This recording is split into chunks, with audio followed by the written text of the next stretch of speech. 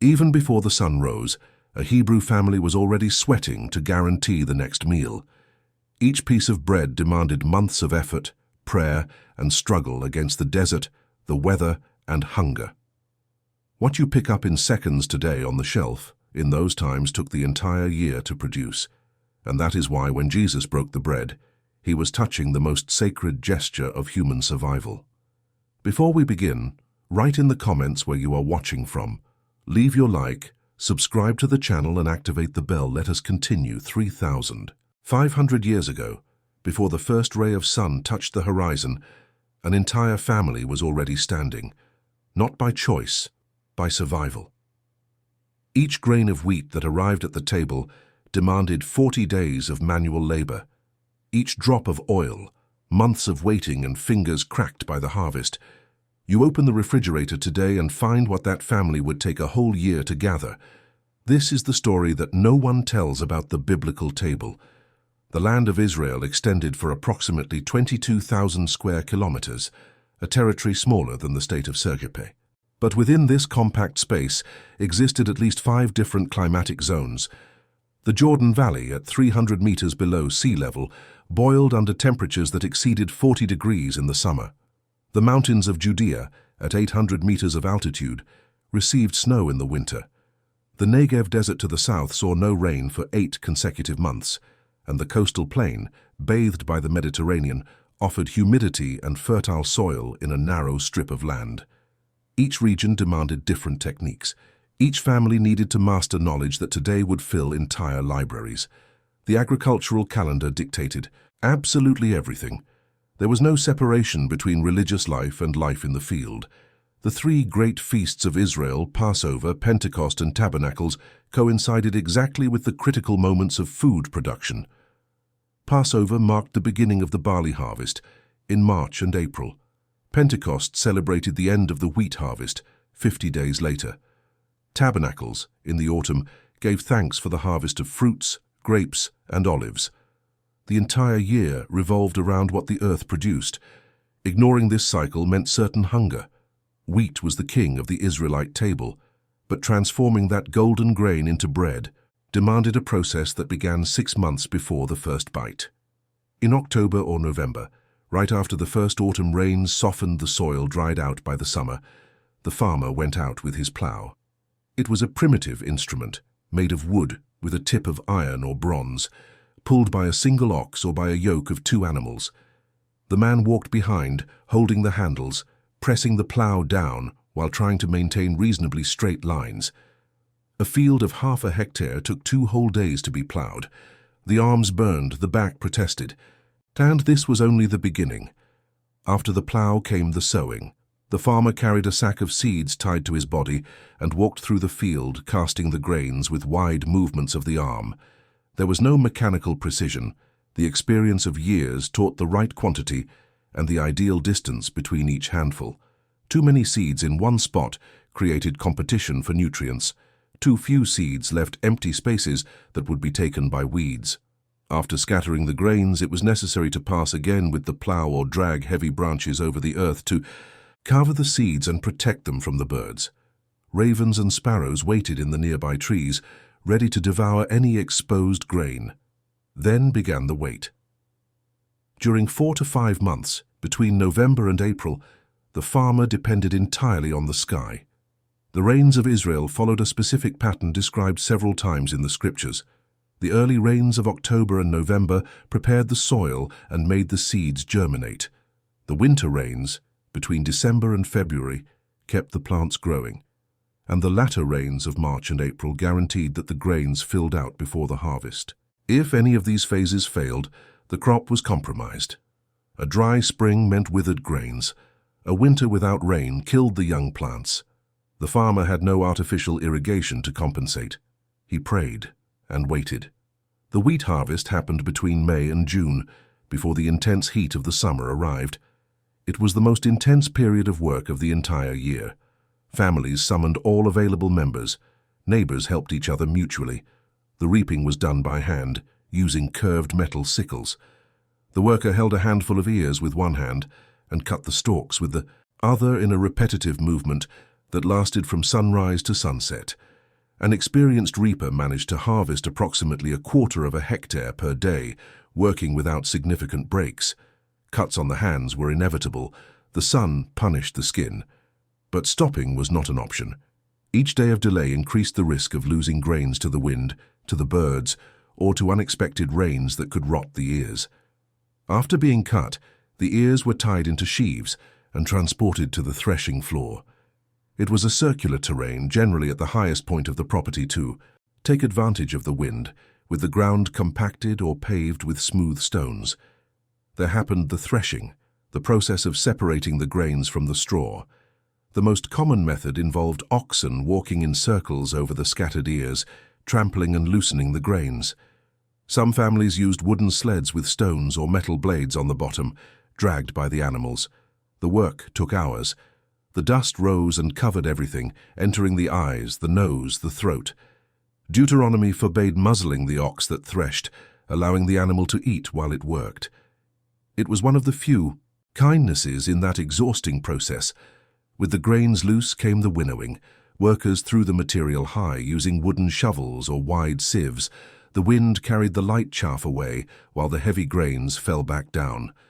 The process was repeated several times until only clean grains remained. Any change in the direction of the wind hindered the work. Days without breeze forced a wait. The prophet Hosea used this image to describe the inconstancy of Israel, like the chaff that the wind drives from the threshing floor. Finally, the clean grains were stored. Some families used large ceramic jars. Others dug silos in the ground, lined with clay to keep the humidity out. Protection against rodents and insects was a constant battle. Rats could devastate a stock in weeks. Weevils installed themselves silently and were only discovered when the damage was already done. Joseph in Egypt supervised silos that kept wheat for 7 consecutive years. The biblical text does not detail how this was possible, but archaeologists found evidences of Egyptian techniques that involved sealing the deposits completely and using dry sand as insulation. All this work produced the raw material. Transforming it into bread was another journey. Every morning, before the rest of the family awoke, the woman of the house began the grinding process. She used 2 stones, a fixed concave base on the ground, and a smaller upper stone that was moved back and forth. The grains were placed between the two and crushed by the repetitive movement. Grinding enough flour for a day of bread took between 1 and 2 hours of continuous work. The arms developed visible musculature. The joints suffered with the daily effort over decades. The sound of the millstones in the morning was so characteristic of Israelite villages that Jeremiah used it as a symbol of normal life. When the prophet announced that God would cause the sound of the millstone to cease, he was describing complete devastation. The ground flour was sifted to remove larger fragments and mixed with water and salt. In many cases, a piece of dough from the previous day was added as leaven, full of natural yeasts that would make the new dough rise. The fermentation took several hours. Domestic ovens were simple structures of clay, heated by dry animal dung or thin branches. The woman formed flattened discs of dough and pressed them against the internal walls of the heated oven. In a few minutes the bread was ready, still hot, with bubbles and dark spots on the surface. Each family consumed approximately 500 grams of bread per person per day. It was the base of everything, but bread alone sustained no one. Olive oil occupied the second place in the alimentary hierarchy, serving as fat for cooking, fuel for lighting, base for cosmetics, medicinal ingredient, and export product. The olive tree was so central to Israelite life that the Bible mentions it more than 40 times, and for good reasons. A single adult tree could produce between 20 and 40 kilos of olives per year, sufficient to extract 4 to 8 liters of oil. The problem was time. Olive trees planted from saplings took 15 to 20 years to reach full production. Whoever planted an olive tree was investing for the grandchildren. The harvest of olives happened between September and November. The fruits were knocked from the trees with long poles or gathered directly from the lower branches. The method of oil extraction varied throughout the biblical centuries. In the most ancient periods, the olives were simply placed in baskets and trampled with feet, as was done with grapes. The resulting liquid was collected and left to rest until the oil, lighter, rose and could be separated from the water. Later came the stone presses, with a circular base where the olives were crushed by a large stone wheel moved by men or animals. The resulting paste was placed in stacked baskets and pressed with wooden beams, releasing the precious liquid. Each stage of pressing produced oil of different quality. The first extraction, cold, without excessive pressure, produced the purest oil, reserved for offerings in the temple and for the richest tables. The subsequent pressings generated oil of inferior quality, used for lighting and other ends. Wine occupied an equally fundamental position. In an era without piped water and without sanitary treatment, drinking pure water was frequently dangerous. Wells and cisterns accumulated contamination. Rivers and streams received all types of impurity. Wine, with its alcohol content, was safer. Even children consumed wine diluted in water as a daily drink. Drunkenness was condemned, but moderate consumption was absolutely normal and even expected. When the psalmist wrote that God gave wine that makes glad the heart of man, he was describing a daily reality. The process of wine production began with the harvest of grapes in August and September. The bunches were taken to the wine presses, tanks hewn in the rock or built with stones. Men and women descended into the tanks and trod the grapes with bare feet in a work that was frequently accompanied by songs and music. The juice flowed through an opening to a lower tank, where it was collected and transferred to ceramic jars. Fermentation began naturally, driven by the yeasts present on the skins of the grapes. After a few weeks, the young wine was ready for consumption. More elaborate wines were aged for months in seal jars, developing more complex flavors. Preservation was a constant challenge. Without refrigeration, without hermetic packaging, and without chemical preservatives, each food had a short shelf life. The heat of Israel accelerated deterioration. Creative solutions were essential. Meats were heavily salted and dried in the sun, transforming into durable products that could resist for months. Fish from the Sea of Galilee, caught in abundance, were quickly salted and exported to the entire region. The salted fish of Magdala, a city on the shores of the lake, was famous throughout the Roman Empire. Urthufreis, name of the city probably derived from Migdal, tower, a reference to the drying towers where the fish were processed. Fruits found diverse destinations. Figs were cut in half and dried in the sun, transforming into compact blocks that lasted the entire year and provided concentrated energy for journeys. When Abigail ran to meet David to avoid a massacre, she took 200 cakes of dried figs among her provisions. Dates went through a similar process and could also be transformed into a type of thick honey, an alternative to bee honey.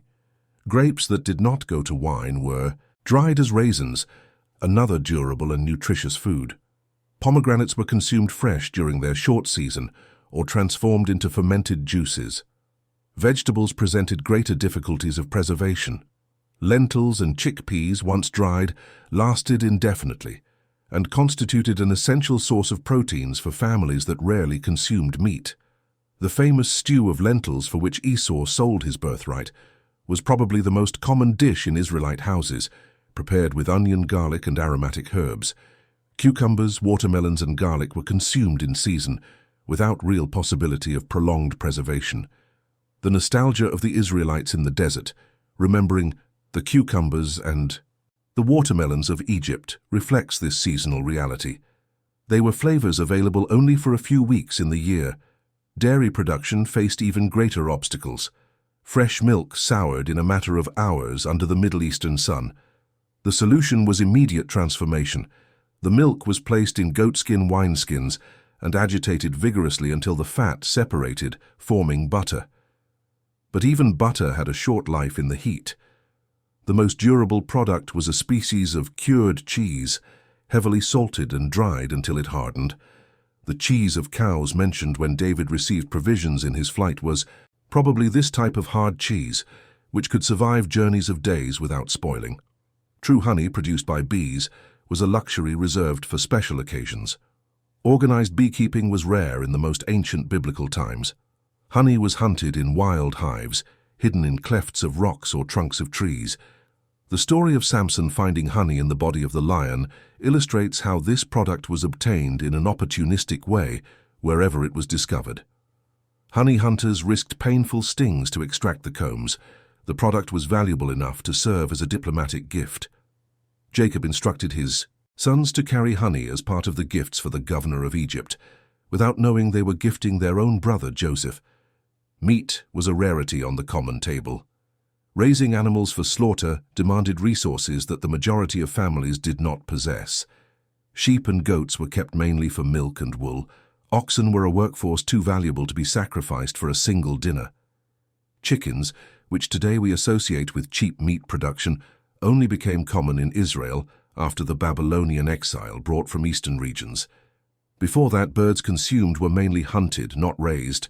The occasions for meat consumption were almost always linked to significant religious or social events: sacrifices in the temple, family festivities, arrival of important visitors. The father of the prodigal son killed the fatted calf to celebrate the return of the lost son. It was not a routine meal. Abraham ran to prepare a calf when 3 celestial visitors appeared in his tent. The text emphasizes the haste and the effort, indicating exceptionality.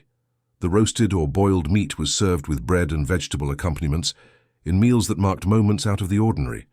Fish represented an important exception, especially for populations near the Sea of Galilee or the Mediterranean coast. Fishing was an organized professional activity, with boats, nets, and teams of workers. Peter, Andrew, James, and John were fishermen before following Jesus. They knew the techniques, the best times, the points of greatest concentration of fish. The work frequently happened at night, when certain fish rose closer to the surface. The nets were cast repeatedly, pulled, emptied, cast again. It was intense physical work, with unpredictable results.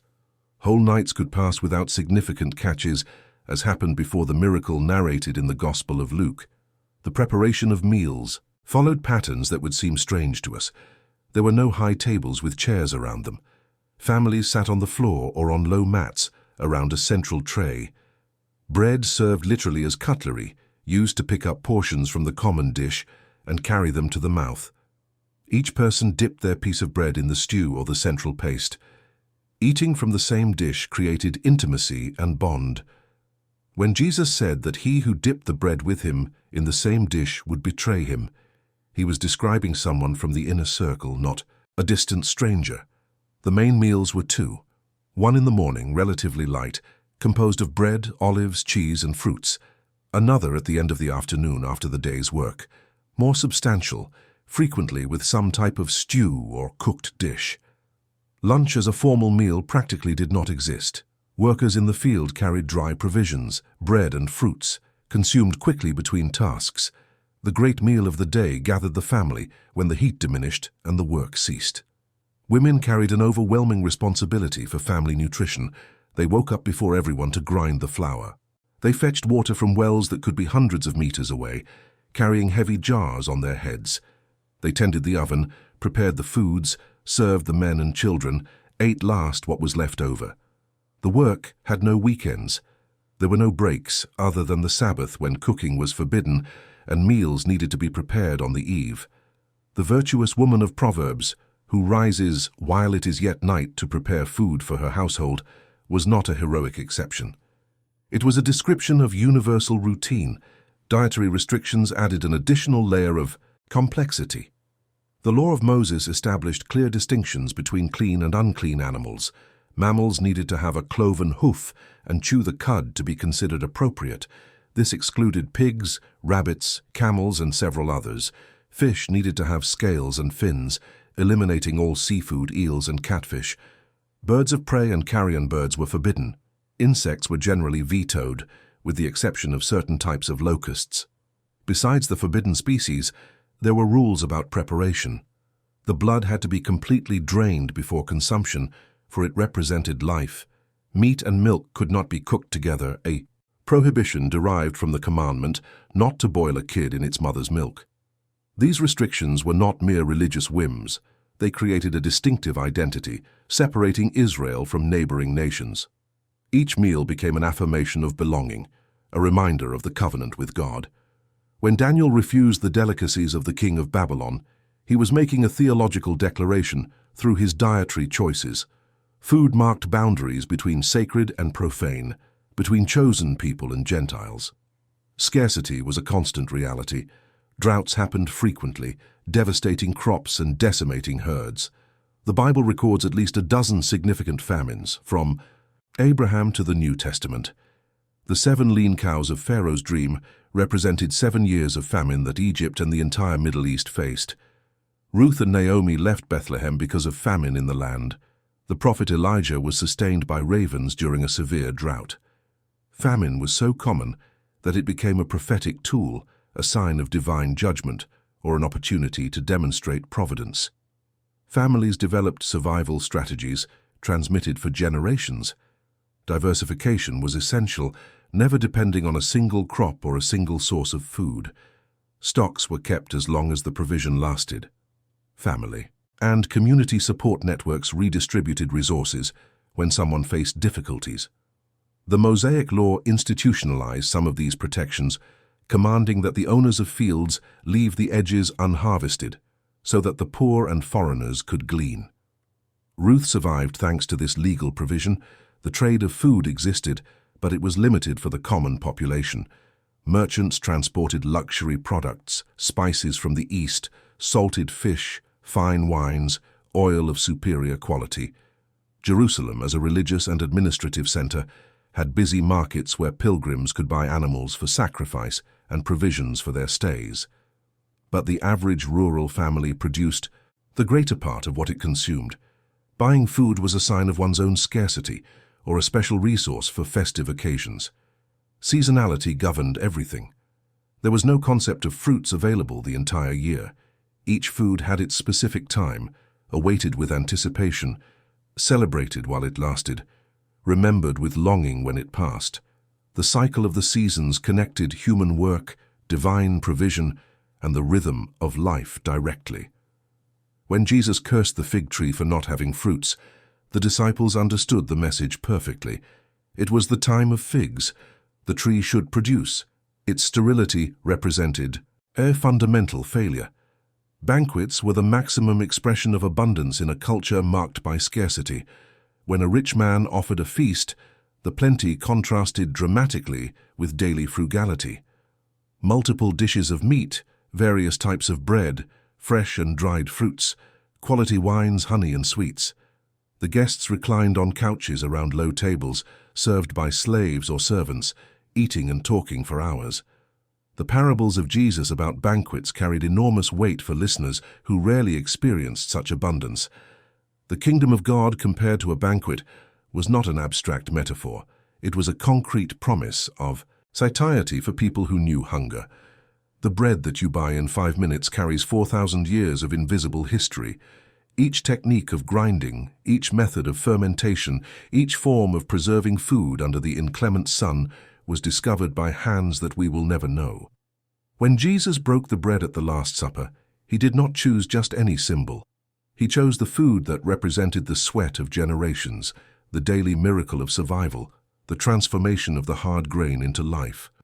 "I am the bread of life," he said, and those words resonated differently for those who knew the real price of each slice. The next time you break bread, remember, you are repeating the oldest gesture of humanity, a gesture that traversed empires, survived wars, and arrived at your table carrying much more than wheat, carrying faith.